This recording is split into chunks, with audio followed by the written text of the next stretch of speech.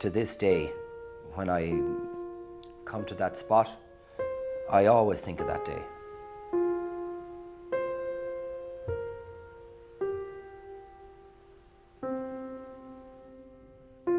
My father was a very outgoing, active man. He loved people. He loved meeting with people. He loved working with people.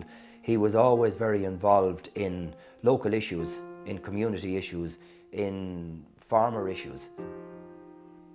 He was still only in his early 70s, a tremendously fit man, probably too fearless for his own good. He believed that he could superimpose his will on everything and anything, and that there was no situation that he couldn't resolve or take on.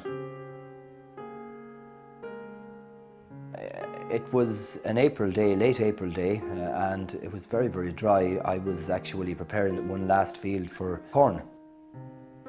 I wasn't back in until 8:30, and I remember the first thing when I got in, my mum said to me, "Where's your father?" And immediately, alarm bells sounded. We had a cross bull, and we knew we had a cross bull, a very, very temperamental animal. But as so often happens on farms, he cost a lot of money, and we were trying to get one more season out of him, and then he was to go to the factory. When I arrived on the scene, the bull seemed to be standing in one place all the time. He had unfortunately managed to get the chain caught around a bush, and it was obvious to me that my dad had found him, and being the overly brave man that he was, believed that he would suppress this bull's wicked tendencies and go in and release him.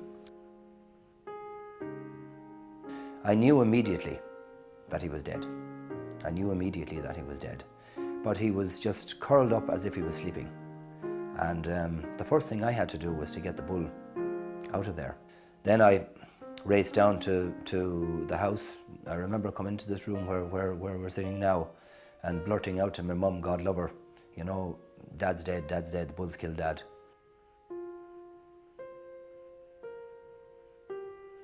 My younger brother had come home from work, and we went up and we carried him down to the kitchen here, and then we had in the meantime my mum had called the doctor and the guards. When we got down, they were here. That's as it happened.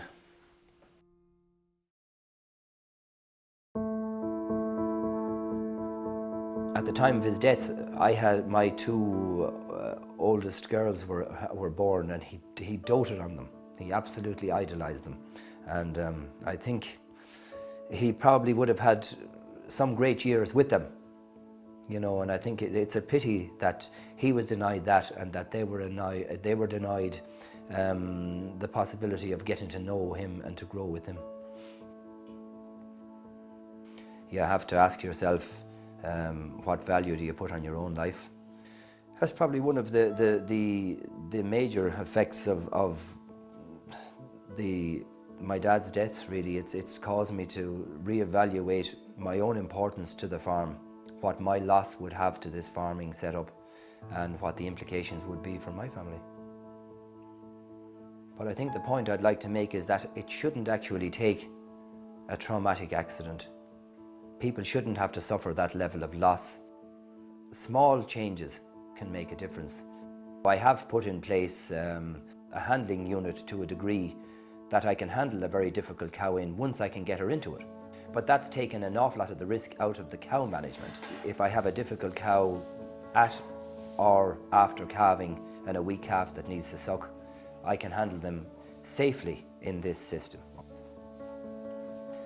In farming today, it's more or less very often one-man operations, and they're long hours, and you get tired and you cut corners. And again, while people say, oh, you shouldn't do that, that's what we do. The challenge and where maybe a farmer shouldn't be afraid of a visit from a health and safety officer would be, you have someone walking a farm with you, looking from a professional perspective at the risk areas that you never see because you're there every day and the accidents never happened. And very modest investment in some of the more dangerous features on your farm, and a small change of mindset in being more conscious of the dangers that are out there can make a huge difference and can make the difference between life and death.